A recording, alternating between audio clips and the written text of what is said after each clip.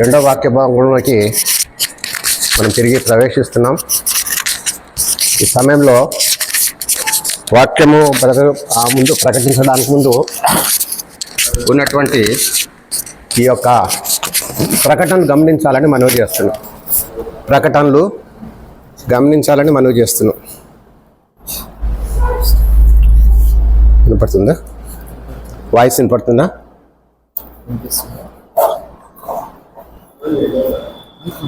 Mic ఇక్కడ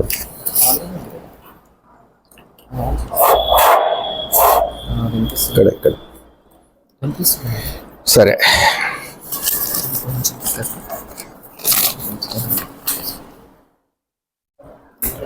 ప్రతి ఆదివారం నాడు మనం 10 గంటలకు చేరుకుంటున్నాం. ఇక్కడ 10 గంటలకు చేరుకొని 12 దాకా మనం వాక్యం చూసుకుంటున్నాం. తర్వాత ఆరాధనలో పాల్గొంటున్నాం. మరి రెండవ భాగం మరి బుధవారం నాడు బైబిల్ స్టడీ, శుక్రవారం నాడు సహోదరుల కూడిక, శనివారం నాడు మళ్ళీ విజ్ఞాపన ప్రార్థనలు చేసుకుంటున్నాం.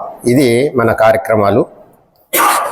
గత వారంలో నేను ఇక్కడ, అయినా మీరు దేవుని కృప వలన అందరూ ఉన్నారు. దేవుని కృప వలన మీరందరూ కూడా పాల్గొని క్రిస్మస్ సందేశాన్ని విన్నారని నేను తలంచుతున్నాను. అలాగనే రాబో జనవరి 1 కూడా మనకు ముందుంది. సకల దేశంలో వారు కూడా క్రీస్తు శకాన్ని బట్టి నూతన సంవత్సరంగా వాళ్ళు ఆరాధిస్తున్నారు. దేవుని సన్నిధిలో చేరుకొని ఆనాడు నూతన సంవత్సరం యొక్క కానుకగా దేవుని స్తుతిస్తున్నారు. దేవుడు చేస్తున్నటువంటి వేళ బట్టి మనం 2024 నుంచి 2025కు నడిపించబడుతున్నాం కనుక ఆ రోజు కొరకు మనము కూడుకోబోతున్నాం.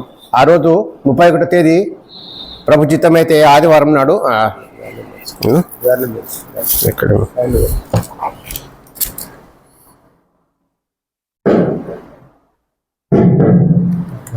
ఆదివారం నాడు అంటే మనం ఏ రోజు వస్తుందో 31st నైటు మనం ఇక్కడ 8 నుంచి 10 దాకా కూడుకుందాం. ఆ రోజున కొత్త సంవత్సరానికి మనం ఆహ్వానం పలుకుతూ, పాత సంవత్సరానికి వీడ్కోలు తెలుపుతూ ఆరాధనలో పాల్గొందాము. అది ప్రధానంగా మనకు ఉండేటువంటి ఒక కార్యక్రమం. ఆ రోజున కూడా మరి వాక్య పరిచయం ఉంటుంది. ఆదివారం అడుగు ఉంటుంది. ఒకవేళ సంఘం వాళ్ళు మరి ఆలోచన చేసి విందు ఏదన్నా ఏర్పాటు చేస్తే 31st 1వ తేదీన ఇక్కడ మనం కూడుకున్నప్పుడు దాన్ని ఏమంటారంటే ప్రేమ విందు, ఇందులో మనం పాల్గొన్నారని అదని కోరుచున్నాం. మీ ఇంటి పక్కన ఉండే వాళ్ళు ఎవరిని ఉంటే కూడా తీసుకురండి. దేవుని వాక్యం విని వాళ్ళు ఎలా రక్షించబడితే ఎంతో సంతోషం. బలవంతం చేయొద్దండి. వస్తారంటే కనుక ఫస్ట్ కాబట్టి దేవుని దీవెనలు ఉంటాయని తీసుకొస్తే ఒకరు వస్తే మనకు మేలుగా ఉంటుంది. ఈ మైక్ కూడా దేవుడు మళ్ళీ నేను పోయినసారి వెళ్ళినప్పుడు నా సౌండ్ నేను అటు ఇటు తిరుగుతుంటాను కనుక నాకు కరెక్ట్గా సెట్ కాదనే ఉద్దేశంతో మైక్ దగ్గర ఉండను. దాని కొరకు ఈ కొత్త మైక్ కూడా దేవుడు అనుగ్రహించినాడు. అందుని బట్టి దేవునికి ఇది ఏమంటే సౌండ్ యాంప్లిఫై చేస్తుంది. ఉన్న చిన్నగా మాట్లాడినా సౌండ్ యాంప్లిఫై 200 మంది దాకా వెళ్తుంది. అది తీసుకురావడం జరిగింది. ఇచ్చిన వారిని, తెప్పించిన వారిని బట్టి దేవునికి వందనా తెలియజేసుకుంటున్నాం. మా అల్లుడు వారు దీని గురించి ఏర్పాటు చేశారు. ఆన్లైన్లో సువార్త చెప్పడానికి కూడా ఇది ప్రయోజనకరంగా ఉంటుంది. సరే, మంచిది. ఈ నెల 30వ తేదీన మళ్ళా మనం ఇక్కడ ప్రేయర్ పెట్టుకుంటున్నాం. ఎందుకంటే నెలలో 2 సార్లు ప్రేయర్లు ఉంటాయి కనుక ఈ ప్రేయర్లో మనం పాల్గొంటున్నాము. తిమోతన్న, నేను, యోహాన్ బ్రదర్ పాల్గొనాలని ఆలోచన చేస్తున్నాం. దాని గురించి ప్రార్థన చేయండి. అనారోగ్యంతో ఉన్న వారి కొరకు ప్రార్థన చేస్తాము. మన కుటుంబ సమస్యలు అనేక మందికి ఉన్నాయి. వారి గురించి కూడా మనం ప్రార్థన బద్దులు వహించున్నాం. నా ఆరోగ్యం గురించి ప్రార్థన చేయండి. శ్యామల జ్యోతిరాణి, సహోదరి సుధారాణి, డేవిడు, ఆయన ప్రియమైన భార్య డ్యూలమ్మ మగపిల్లవాడికి జన్మనిచ్చింది. కొంచెం ఇంకా ప్రాబ్లమాటిక్గా ఉన్నట్టుంది. సెటెడ్ కావడానికి దేవుడు కనికరం చూపినట్లు ప్రార్థన చేద్దాం. అలాగనే సొలొమోన్ కొరకు ప్రార్థన చేద్దాం. సొంత క్లినిక్ పెట్టుకోవాలని ఆలోచన చేస్తున్నాడు. దేవునికి మందిరానికి రావడానికి అనుకూలంగా ఉండాలని బాబు చాలా ఆశపడుతున్నాడు. అందుకొరకు కూడా మనం ప్రార్థన చేద్దాం. తర్వాత ఈ యొక్క ఎక్స్టెన్షన్ విషయంలో కూడా మేము ప్రాసెస్ చేసినాము. మరి అది కూడా ఫైల్ మూవ్మెంట్ అవుతుంది. ఆ రోడ్డు వెడల్పు విషయంలో అది కూడా ప్రార్థన చేయండి. కుటుంబ ప్రార్థనలు ఏమన్నా కోరితే కనుక మళ్ళీ ప్రార్థనలు పెట్టుకున్నాం.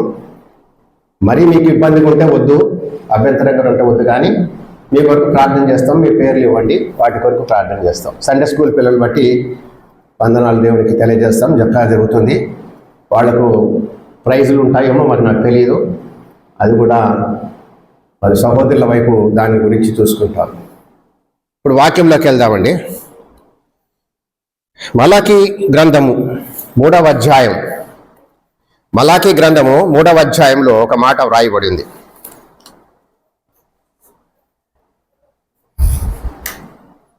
పద్మూడు నుంచి 16 వరకు చూడండి వాక్య భాగం. మలాకీ గ్రంథము 3వ అధ్యాయం 13 నుంచి 16.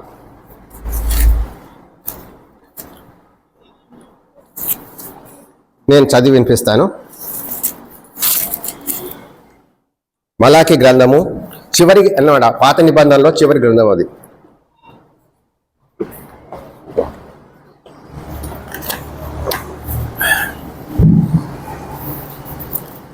పాత నిబంధన గ్రంథంలో చివరి అధ్యాయము, జకర్యా తర్వాత వస్తుంది మలాకీ.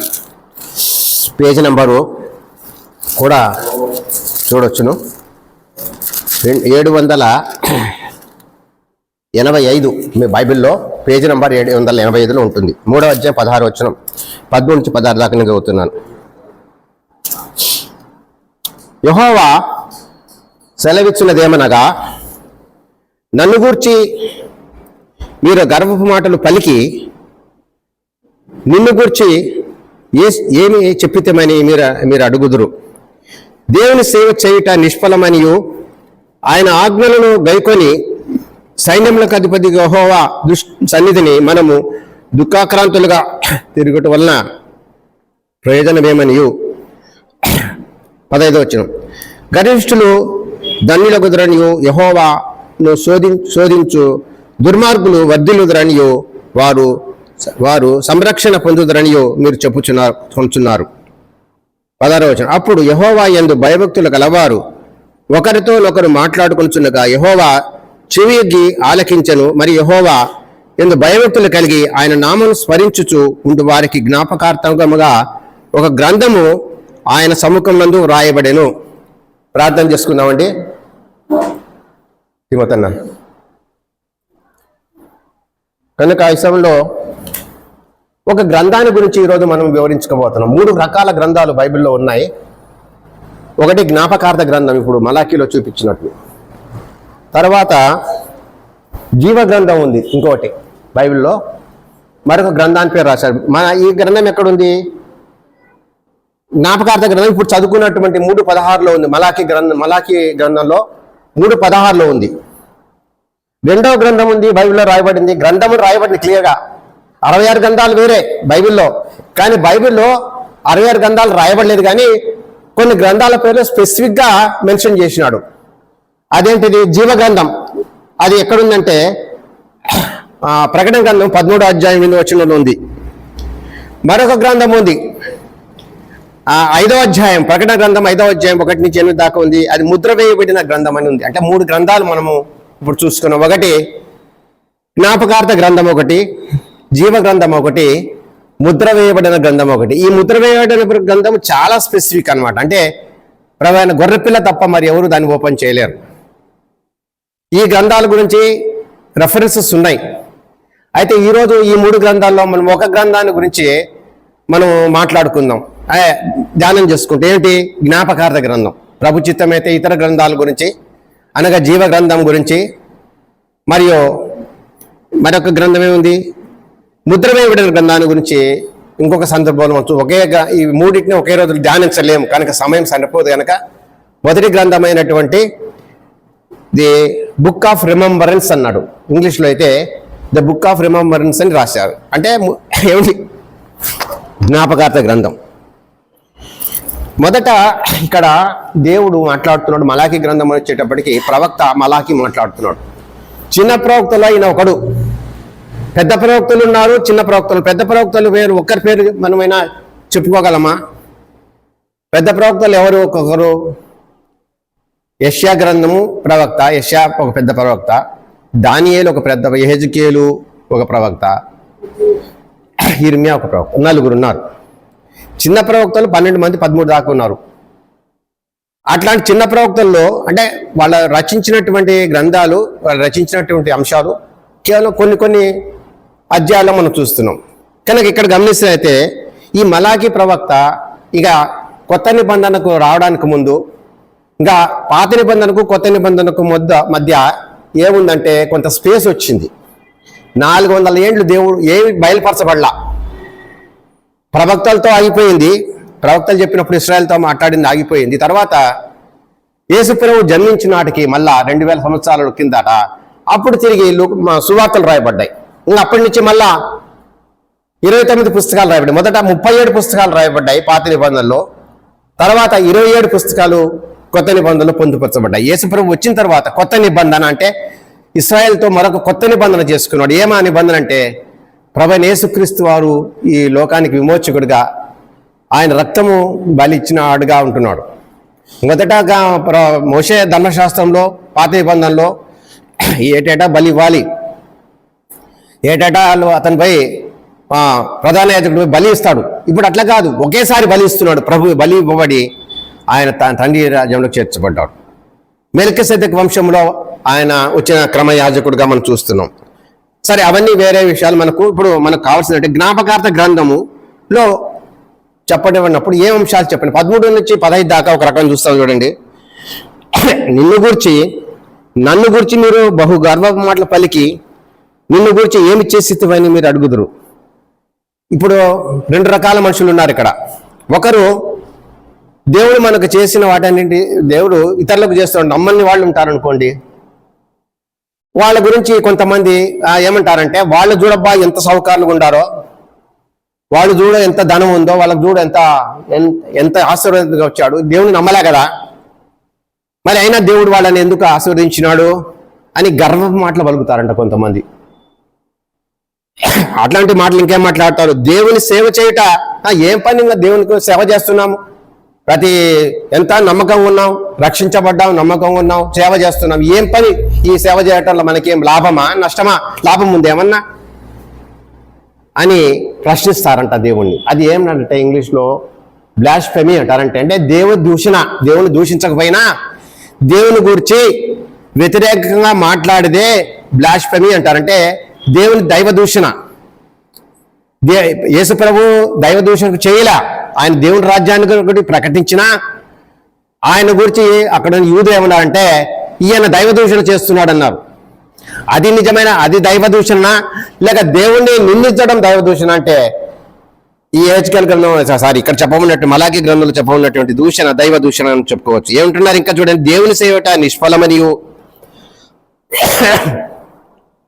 సంఘంలో వచ్చి సాపలేయడం, ఊడ్చడం, సంఘానికి కావాల్సినటువంటి నీకు చేయవలసిన పని నువ్వు చేస్తున్నావు అనుకోండి, ఇంకా మాకు బాగలేదే, ఇట్లా చేస్తున్నా కూడా మాకెందుకు వచ్చే బాధ, చక్కగా పోతున్నాం, సంఘానికి పోతున్నాం, ఆదివారం పోతున్నాం, పాటలు పాడుతున్నాం, బైబిల్ చదువుతున్నాం, సండే స్కూల్ పిల్లల్ని పంపిస్తున్నాం, మళ్ళీ ఈ బాధ ఎందుకు వచ్చా మాకు? మరి దేవుడికి సేవ చేస్తే ఇంకా మమ్మల్ని ఆ బయట వాళ్ళ కంటే బాగా చూడాలి కదా అని ఒకవేళ మనకు తలుపులు వస్తాయేమో, అది మంచిది కాదు అంటున్నాడు ప్రవక్త. ఏమంటాడు చూడండి, నిష్ఫలమని ఆయన ఆజ్ఞలు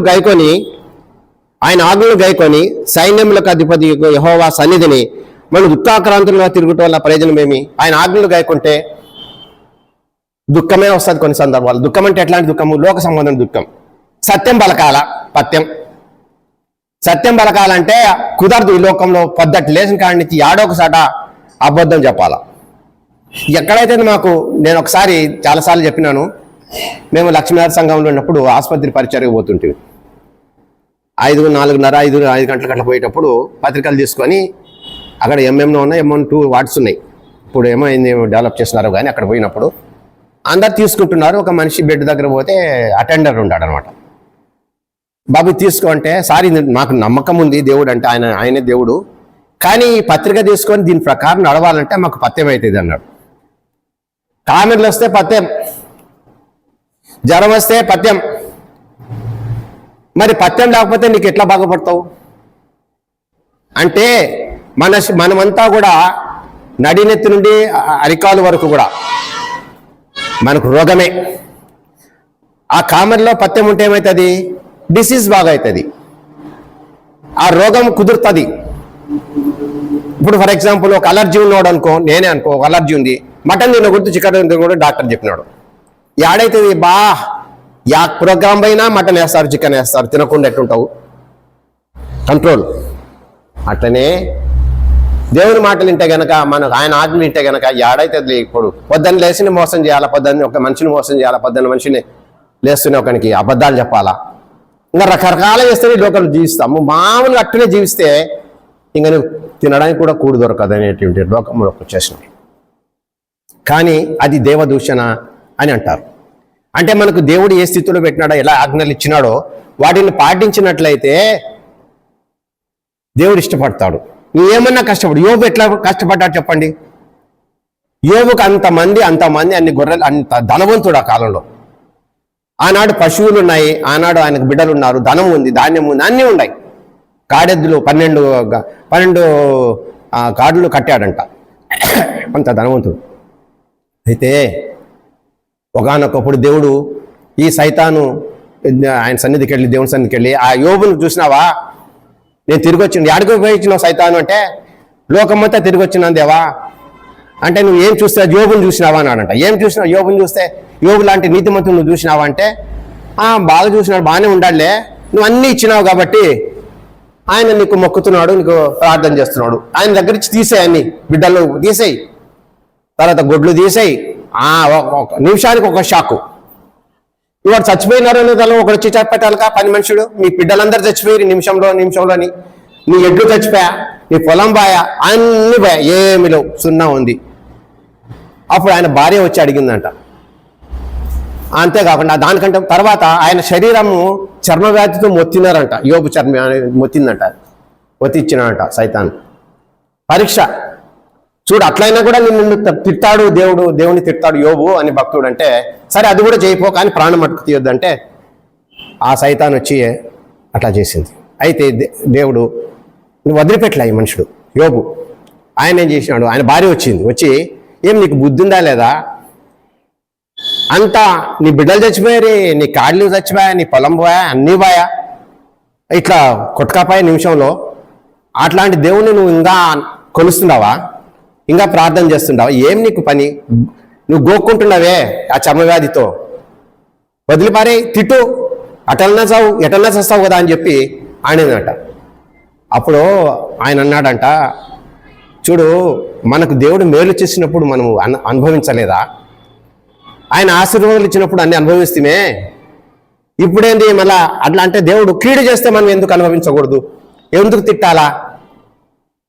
అట్లాంటి మనుషుల గురించి రాయబడింది. మనకి ఏం చేసినాడు దేవుడు? దేవునికి సేవ చేస్తే మాకేమొచ్చా, ₹1 వచ్చినా మనం ఇంకా పోగొట్టుకుంటున్నామని అనేటోళ్ళు ఉండాలి. అది మహాభాగ్యం. దేవుని సన్నిధిలో దేవుని సేవ చేయటం అనేది గొప్ప ఆధిక్యత. నువ్వు ఎవరికో చేయడంలా, మనుషులకు చేయడంలా. గవర్నమెంట్ సేవ చేస్తే నీకు జీతం ఇస్తుంది, రిటైర్డ్ అయిన తర్వాత ఇంకా నీ కథ నువ్వు చూసుకోవంటుంది. కానీ దేవుని సేవ చేస్తే ఎట్లుంటుంది? నీ కుటుంబంలో నీ మనసులో మొదట శాంతి ఉంటుంది. ఈనాడు లోకం ఎట్లయిందంటే, మనిషి శాంతి కోసము పబ్బులకు పోతున్నారు, సినిమాలకు పోతున్నారు, షికాలు పోతున్నారు, ఎంజాయ్ చేస్తున్నారు. అది తాత్కాలికంగా. రాత్రి అయితేనే వాళ్ళు ఏదో ఒక దాంట్లో మత్తులు తేలాల. నిద్ర రాదు రాజకీయ నాయకులకు, సినిమా యాక్టర్స్కు, ఎవరికి రాదు. మనసులో శాంతి లేదు. అదే ప్రభు దగ్గర, ప్రభు సన్నిధిలోని సేవ చేసుకొని నీ సేవ తరిస్తే కనుక నీకు దేవుడు ఆ నెమ్మదిస్తాడు. అది మనం కోరిక. ఇన్నర్ పీస్ అంటే ఇంగ్లీష్లో అంటే ఎక్స్టర్నల్ బెనిఫిట్స్ కాదు, కానీ బయట మనకు నగలు నట్రాలు ఇవి కాదు, కానీ కౌంట్ దేంతో చేయాలంటే దేవుడు మనలో ఇచ్చేట ప్రశాంతత. అబ్బా, నిజమైన దేవునికి నేను సేవ చేస్తున్నాను కదా, ఆయన సేవ చేస్తే నాకు పరలోకంలో నాకు కిరీటాలు ఉన్నాయి, నాకు బహుమానాలు ఉన్నాయని చెప్పి నువ్వు కౌంట్ చేసుకుంటావా? అది కౌంట్. బ్యాంకులో అక్కడ బ్యాలెన్సు, ఈ బ్యాంకులో కాదు బ్యాలెన్స్ ఉండాల్సింది. ఇది ఉంటుంది, రేపు పోతుంది. దొంగలు ఎత్తుకుపోతారో. ఈనాడు వీళ్ళు వచ్చినారు మంచి ఏమంటే సైబర్ నేరగాళ్ళు కొట్టుకపోతున్నారు మస్తుగా. ఎంతమందిని పెద్ద పెద్ద ఆఫీసర్స్ డబ్బులే లేపేస్తున్నారు. భద్రం అనుకుంటాం కానీ కాదండి. దేవుని దగ్గర నువ్వు ఒకరికి చల్లనీళ్ళు ఇచ్చినావంటే దేవుని పేరట ఒక సేవ చేసినావు అనుకో, నీకు చేతనైంది దాంట్లో. దేవుడి పని అంటే మనం ఏం చేయాలంటే, అబ్బా ఈ ధన్యత నాకు దొరికింది అని చేయాలి. సంఘంలో పనిచేయడం ఏంటి, సంఘం బయట పనిచేయడం ఏంటి, దేవుని కొరకు మనం రాయబారులం అని సెలవిస్తున్నాం. కానీ వీళ్ళకి ఈ గ్రూప్ వాళ్ళు ఎలాగుంటున్నారు, మాకేం పని, మాకేమన్నా వచ్చానా, ఆయన ఆజ్ఞ పఠిస్తే కనుక మేము ఎందుకైతే అని దూషిస్తారంట. అందుకనే దేవుడు అంటాడు, ఆ మాటలు అంటాడు చూడండి, బహు గర్వపు మాటలు పలుకుతారంట. కొంతమంది దేవుణ్ణి దూషించడంలో టాప్కి వెళ్ళిపోతున్నారు. అలాగనే అంటాడు 14లో, దేవుని సేవ చేయుట నిష్ఫలమని ఆయన ఆజ్ఞలు గైకొని సైన్యములకు అధిపతికి యెహోవా సన్నిధిని మనము దుఃఖిభ్రాంతులుగా తిరుగుట ప్రయోజనమేమి అంటూ ఇంకా అంటాడు. వాళ్ళు అంటున్నారంట ఇంకా ఆ మాటలు ఏమంటున్నారు, గర్విష్ఠుడు ధన్యులగుదురుగా నీవు యెహోవాను శోధించు దుర్మార్గులు వర్ధిల్లుదరనియో వారు సంరక్షణ పొందుదరనియో మీరు చెప్పుకొనుచున్నారు. ప్రజలారా, మలాకి అంటున్నాడు, మీరు చెప్పుకుంటున్నారయ్యా, వాళ్ళకే ఈ లోకంలో చెల్లుతుంది. దేవుని నమ్మని వాళ్ళకు, దేవుని సేవ చేయని వాళ్ళకు, దేవుని తిట్టిన వాళ్ళకి బాగా జరుగుతుంది.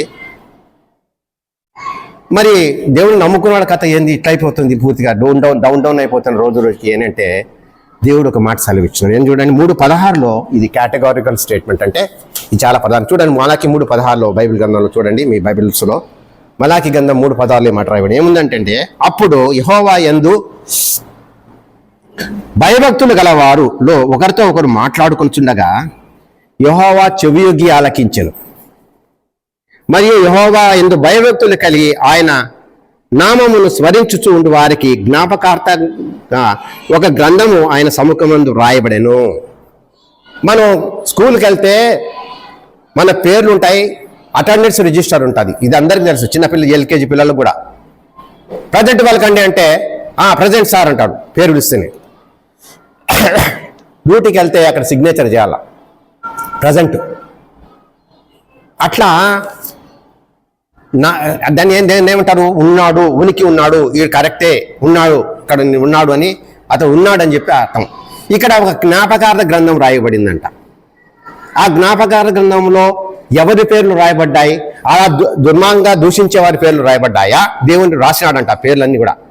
పలానా జాన్సన్, పలానా తిమోతన్న, పలానా సహోదరి, పలానా అని మన అందరి పేర్లు ఒక్కొక్క పేర్లు ఉన్నాయి దీంట్లో. ఎందుకున్నాయి అంటే వాక్యం ఏం చెప్తుంటే, యెహోవా యందు భయభక్తులు గలవారు ఒకరితో ఒకరు మాట్లాడుకుంటుంటారా. దేవుని మాటలు మాట్లాడుకునేది ఎట్లుంటుంది చెప్పండి? దేవుని మాటలు మాట్లాడేది ఎట్లుంటుంది? ఆయన గొప్పవాడు, ఆయన ఎంత మంచివాడబ్బా, ఆయన గురించి మనం ఏం చేస్తాము, ఆయన గురించి మనము మహిమపరుస్తాం. అది రాస్తాడంట దేవుడు ఆయన బుక్లో. ఏ గ్రంథంలో రాస్తాడు? బుక్లో ఇప్పుడు చూసుకున్నట్టు జ్ఞాపకార్థ గ్రంథంలో రాస్తాడు. ఒకానొక సందర్భంలో ఆ గ్రంథం తెలిస్తే, ఏం మాట్లాడుకున్నావు నీవు జాన్సన్, నువ్వు వేరే వాళ్ళతో ఏం మాట్లాడావు, కమన్. మనం ఏమనుకుంటామంటే వాయబా మా పేర్లు రాసిండాడు, ఏం రాసిండారు, యాదంటే మాట్లాడుకోవచ్చులే మనం అనుకుంటాం. అక్కడ ఏం రాసింటారంటే, ఒకవేళ నేను మంచిగా మాట్లాడినా అనుకో, దేవుని గురించి మాట్లాడినాను, తిమోతితో మాట్లాడుతున్నానా, అదన్నా మనం ఇట్లా ప్రార్థన చేసుకుందామన్నా, ఇట్లా ఈ వారం ఇట్లా మీరు చెప్పండి అన్నా, ఈ వాక్యం చెప్పండి అన్నా, ఇట్లా మాట్లాడదామన్నా, సంఘానికి ఏం చేద్దామా, ఇవి దేవునికి సంబంధించిన మాటలు. అవి గ్రంథకస్తం చేశాడు, రాస్తాడంట వాటిని. అదొక బుక్ ఉందంట ఆయన దగ్గర. దుర్మార్గుల గురించి ఏం రాస్తాడు, అది ఉండలేదు కానీ, దానికి పేరు రాయలేదు కానీ, ఆయన చెవి ఎగ్గి ఉంటాడు. వాళ్ళు ఏం మాట్లాడుకుంటున్నారా అని చెవి పెట్టింటాడంట దేవుడు. అప్పుడు దేవుడు వింటుంటే మనం ఇష్టానుసారంగా మనం వచ్చినట్టు గర్వం మాట్లాడము, ఆయనకు వ్యతిరేకంగా మాట్లాడితే ఆయన నోట్ చేసుకోడా? ఆయన యెహోవా దృష్టి సర్వలోకంలో ఆయన దృష్టి సంచరించుచున్నాడు, చూస్తూ అంటాడంట. ఆయన కళ్ళు పైనుంచి చూస్తుంటే అందరూ కనపడతా ఉండి, ఎక్కడన్నా ఉండని ఇష్టం, ఏ స్థితిలో ఉండు, ఏం మాట్లాడుతున్నావు, ఏం చేస్తున్నావు, ఎక్కడ పరిగెత్తుతున్నావు అనేది ఉంటుందంట. మనకైతే భయంలే భక్తిలే. దేవుడు అంటే మస్తుకు చూసినాం ఇంకా. ఆయన చూసినాడా ఏమన్నా కదా, కొంతమంది అయితే నరకానికి పోతావు యేసు ప్రభు నమ్ముకో అంటే వాయబ్బా నువ్వు చూసి వచ్చినావా ఏమన్నా చెప్పుగా అంటారు. నీ భాష పల్లెటూరులో భాష చెప్తున్నాను. నువ్వేమన్నా చూసి వచ్చినావా చెప్పు, చూస్తే నన్ను కూడా తీసుకపో అంటాడు. యాడ తీసుకపోతావు ఆ మనిషిని? కనుక ఇది విశ్వాసం అనేది ఒక వ్యక్తికి అనుభవం అన్నమాట. నమ్మిన తర్వాత తన హృదయంలో కలిగిన నెమ్మది, నమ్మిన తర్వాత అన్ని కథలో కలిగినటువంటి ఆనందం అనేది అది అనుభూతి వస్తుంది. అది మనం అనుభవించవలసిన వారమే కానీ అది చెప్పలేనివే కానీ సంతోషం అన్నమాట. ఇప్పుడు చూడండి, మనం బయట అంత మంది తిరుగుతున్నారు, ఆ ట్రాక్టర్లో పాటలు పెట్టుకోబోతున్నారు, ఆడ పాటలు పెడతారు, ఈడ పాటలు పెడతారు, డాన్సులు చేస్తుంటారు. ఆ డాన్సులు అయితేనే మత్సంగా రెండులో అనుకుంటారు. ఏమన్నా సంతోషం ఉందా? అదే దేవుని సన్నిధిలో నిరంతరం దేవునితో సహవాసం కలిగి ఉంటే, సజీవుడైన దేవునితో నీకు సహవాసం కలిగి ఉంటే నీకు ఎంత సంతోషం ఉంటుంది చెప్పండి. ఆయన ఊరికనే సంతోషపడటం కాదు, నీకు ఏమని ఇస్తాడా దేవుడు దగ్గర మనం ఎక్స్పెక్ట్ చేసే కంటే ఎక్కువ ఇస్తాడంటారు. పరలోకంలో మనకు బహుమానాలు ఉంటాయంట, పరలోకంలో మనకు కిరీటాలు ఉంటాయంట. కమాన్, నువ్వు చేసిన ఎలా మంచి దాసుడా, నీవు పని చేసినావు, నీకు ఇదిగో నీ కిరీటం. అందరికీ ఇస్తాడు, నమ్ముకున్న వాళ్ళకు ఎక్కడ పోవు అనుకో. అందరూ అట్లనే ఉండలేం కదా, అదే స్టాండర్డ్ కదా. కొంచెం మెరిట్ ఉంటుంది. కొన్ని స్కూల్ క్లాసుల్లో ఒకడికి 10th క్లాస్లో వాడికి ఫస్ట్ ప్రైజ్ వచ్చింది, స్టేట్ అంటే డిస్ట్రిక్ట్లో ఫస్ట్ ప్రైజ్ వచ్చిందని నేను పేరు వేస్తారు. వాడు మెరిట్లో మీద కొట్టింటాడు దాన్ని, అంటే అంత కష్టపడి ఉంటాడు, ఆ స్థితిలోకి వచ్చింటాడు. నీవు కూడా దేవుని దగ్గర మెరిట్ సంపాదించుకోవాలి. ఆయన విషయంలో మెరిట్ ఉందా నీకు ప్రశ్నించుకుంటే మెరిట్ లేకపోవచ్చు. ఇప్పుడు అది పోయి అక్కడ పోయి డబ్బు సంపాదించుకుందాం దేవుని దగ్గర సేవ చేసుకుంటూ, నేను ఒక ఆయన మాట్లాడుతున్నాను, నాకు ఒక అర్ధగంట మాట్లాడినాడు ఒక ఆయన నెహ్రూ నగర్లో ఉంటాడు. ఆయన సేవకుడు ఏం మాట్లాడుతున్నాడంటే, అన్నా ఈ కాలము ఎలా అయిపోయిందంటే ఏడ భూమి పెడితే అడిగిపోదామా, ఏడ ఇంత మాంసం పెడితే అడిగిపోదామా అని అంటూ ఉన్నాడు. కనుక సమయంలో మరి మనం చూస్తున్నాం ఈ విషయంలో ఆ మెరిట్ అనేది ఎట్లా కొట్టాలంటే, మనం యథార్థంగా దేవుని సేవ చేసినప్పుడు, మనం యథార్థంగా దేవుడు ఉన్నాడు, చూస్తున్నాడు, నా పేరు, నా మాట్లాడే మాటలు, నా చాషాలన్నీ ఆయన గ్రంథంలో రాస్తున్నాడని నువ్వు అనుకుంటే, ఆ భయభక్తులు కలిగి ఉంటే నీకు మెరిట్ వస్తుంది. అంటే ఆ మెరిట్ కూడా ఎట్లా వస్తుంది? నువ్వు చేసేటువంటి నేను జీవించే విధానము, నువ్వు సేవ చేసే విధానం వల్ల ఆయన అన్ని లెక్క కడుతున్నాడు అలా పరలోకంలో. అది అందుకని అంతేకాకుండా ఆయన నామమును స్మరించుచు ఉండు వారికి జ్ఞాపకార్థంగా. ఆయన నామం స్మరిస్తున్నావా? ఈ మధ్యలో ఒక డైలాగ్, తగ్గేదేలే అంట. అంటే ఏందా డైలాగు? ఎందుకు దగ్గర ఎడ తగ్గుతుంది, ఎడదగ్గి ఇప్పుడు తగ్గించిరి ఏమయంగా? అదే అంటే మాట్లాడకూడదు అనుకోండి మనం ఆ విషయాలు లోక సంబంధంగా. అని మనం దేవుని దగ్గర ఆయన తగ్గించుకున్నాడు. పరలోకం నుండి మన కొరకు ఆయన ఒక నరరూపధారిగా వచ్చాడు. అంత గొప్ప దేవుడు. నేను మౌనిని అంటే వదకు తేబడిన గొర్రెను నన్ను చంపినా పర్వాలేదు, నా బిడ్డల కొరకు నేను ప్రాణం పెడతా అన్నాడు. ఈయన ప్రాణం పెట్టినాడు, అలా ప్రాణం తీసినాడు మళ్ళా. అంటే కంపారిటివ్గా చెప్తాడు మీకు. కనుక పిల్లారా, దేవుని సన్నిధిలో మనం ఉండినప్పుడు ఎలాగుంటుందంటే, ఈజ్ వాచింగ్ అస్. దేవుడు మనల్ని చూస్తున్నాడు, నా చేసే శాస్త్రాన్ని రాస్తున్నాడు. ఇది కనపడతలే మస్తుగా దేవునికి అనుకుంటా, కాదు, కనపడుతుంది దేవునికి, కనపడుతుంది. కనుక పిల్లారా, ఈ మాట ఏముందంటే విశ్వాసులైన మనకు పనికి రావాలి. కొంతమంది విశ్వాసులైన వాళ్ళు కూడా గర్వమాట అన్న, మాకు ఇంత నేను ప్రార్థన చేస్తుండా పొద్దున్న నుంచి ఇంకా సాయంత్రం వరకు ప్రార్థన చేస్తున్నాను, నాకు రాకపోయే జవాబు. అంటే 3 రకాలు ఉంటాయి దేవుని దగ్గర జవాబు. ఒకటి, వెంటనే జవాబిస్తాడంట దేవుడు ప్రార్థన. రెండవది, కొంచెం టైం పెడతాడు. మూడవది, అసలు జవాబు చెప్పాడంటే దేవునికి నువ్వు చేసే ప్రార్థన ఇష్టంలే, అంటే ఆయన చిత్తంలో లేదని అర్థం. కనుక మనం చేయవలసిందంటే ఏంటంటే, ఆయన చిత్తానుసారంగా ప్రార్థన చేసినప్పుడు మనకేమిటంటే సమాధానం కలుగుతుంది. ఎప్పుడైతే నీకు నెమ్మది కలుగుతుందో సమాధానం ఇస్తున్నాడు, అది గుర్తుపెట్టుకోవాలి. అంతేకాకుండా చూడండి, ఇంకా మాట 3:17 చూస్తున్నాను, చదువుతాను. నేను నియమింపబడు దినం రాగా వారు నావారై నా స్వకీయ సంపాద్యమై ఉందురు. తండ్రి తను సేవించు కుమారుని కనికరించినట్లు నేను వారిని కనికరించుదునని యెహోవా సైన్యములకు యెహోవా సెలవిస్తున్నాడు. ఎలాంటి వాళ్ళు ఆయన ఏమనుకుంటాడు? ఇలాగా దేవుని గురించి మాట్లాడే వాళ్ళని గురించి, దేవుని గురించి సంభాషణ చేసే వారిని గురించి ఏమంటున్నాడంటే, వారిని నేను నియమించబడిన దినం ఒకటి ఉంది. అది ఇంకా అదే చెప్పాలంటే మళ్ళీ సబ్జెక్ట్ అవుతాయి. ఆ దినం వారు నా వారై, నా బిడ్డలు వాళ్ళు, నా గురించి మాట్లాడుకునే వాళ్ళు, నా సేవ చేసేటోళ్ళు. ఇప్పుడు సేవ చేయాలంటే సంఘాల్లో చేయడంలే, ఎవరిదో కత్తి ఎవరిదో నెత్తినట్టుంది. చేద్దామండి అందరూ కొంత అలా ఇంత చేస్తేనే కదా దేవుని పని జరిగేది. ఎవరైతే సేవ చేస్తారో, ఎవరైతే దేవునికి ఇస్తుంటారో వాళ్ళకి ఆశీర్వాదం ఉంటుంది ఎక్కువ. అదే కదా, అక్కడ కూడా మెరిట్ ఉంది. నువ్వు సేవ చేస్తున్నావా మనస్ఫూర్తిగా, ఇది నా పని కాదనుకుంటే నీ ఇంటి పని అంటాడు ఒకసాట. నీ ఇంటికి నువ్వు అన్ని వేసుకుంటున్నావు, మస్తుగా సలవరాలు వేసుకుంటున్నావు, పైన కప్పులు కప్పుకుంటున్నావు, అంతా చేస్తున్నావు. నా ఇంటి గురించి నువ్వేం ఆలోచన చేస్తున్నావు అంటున్నావు. కనుక పిల్లారా, ఇలాగా దేవుని కొరకు ప్రతిష్ఠించుకొని దేవుని సేవ చేస్తున్నాడు ఏదో ఒక రంగంలో చేస్తున్న వారిని గురించి దేవుడు వారు నా వారై నా స్వకీయ సంపాద్యమై ఉందరు, తండ్రి తాను సేవించు కుమారుని. ఇప్పుడు కుమారుడు ఉన్నాడు. నేను హైదరాబాద్ పోయినప్పుడు కుమారుడు పలకరిస్తున్నాడు, మా నాయన ఎట్లుండావు, బాగుండావా, ఎట్లుండావు, ఆడికి పోదామా, ఈడికి పోదామా, ఏం తిన్నావా, చేసినావా అంటాడు. మస్తు అదే మస్తు. నాకేమైతే నా కుమారుడు నా కొడుకు ఉన్నాడులే. మన కుమారులు మన కుమార్తెలు మనల్ని సేవించినప్పుడు నీళ్ళు కావాలన్నా, లేకపోతే ఇంకా నీకేమైనా సాయం చేయాలా అని అన్నప్పుడు ఎలాగ ఫీల్ అవుతాడు తండ్రి? అబ్బా నా కొడుకు ఉన్నాడు, నా కొడుకు బాగా నాకు సేవం చేస్తున్నాడు, మంచి సాయం చేస్తున్నాడు, నాకు నిజంగా నాకు దేవుడు ఇచ్చిన కొడుకు అని మెచ్చుకుంటాం. అంటే దేవుడు కూడా దేవుడి సేవ చేసేటువంటి, ఆయన ఇంట్లో సేవ చేసేటువంటి వాళ్ళని ఏమంటాడు? దేవుడు మెచ్చుకుంటాడు.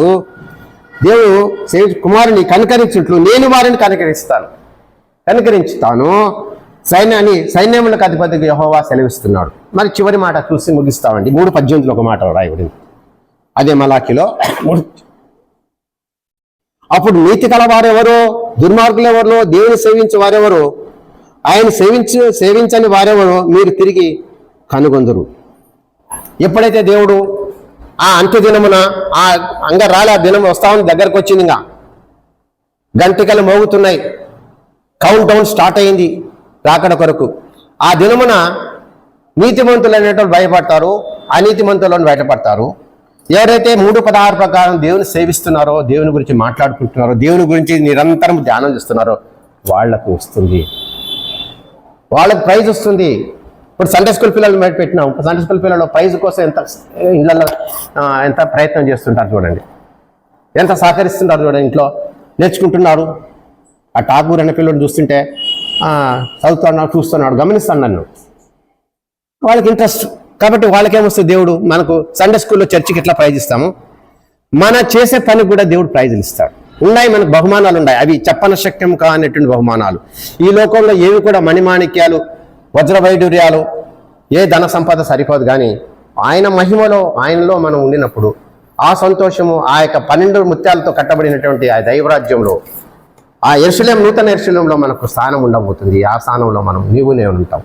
రక్షణ లేక, యేసుప్రభువుని తెలుసుకోకుండా బయట జీవితం బయట గడుపుతా, చెప్పినా వినకుండా ఉండేటువంటి వాళ్ళకు మటుకు దేవుడు ఆయన వాళ్ళ పేర్లు జీవగ్రంథం. నెక్స్ట్ జీవగ్రంథం ఉంది. జీవగ్రంథం గురించి మళ్ళీ ఇప్పుడు మనం మాట్లాడుకుంది ఏంటంటే జ్ఞాపకార్థ గ్రంథం గురించి రాసుకుంది. మంచి మాటలు మాట్లాడే వాళ్ళు, దేవుని సేవ చేసేట వాళ్ళకు మటుకు అందులో ఉన్నాయి, నేమ్స్ ఉన్నాయి. కానీ జీవగ్రంథం వేరే ఉంది. తర్వాత మూడవది ఏముందంటే ప్రకటన 5:1-6-8 వరకు ఉండేటువంటి వచనాల్లో అది ముద్ర విప్పలేరు, అది ప్రభువు ముద్ర విప్పాల.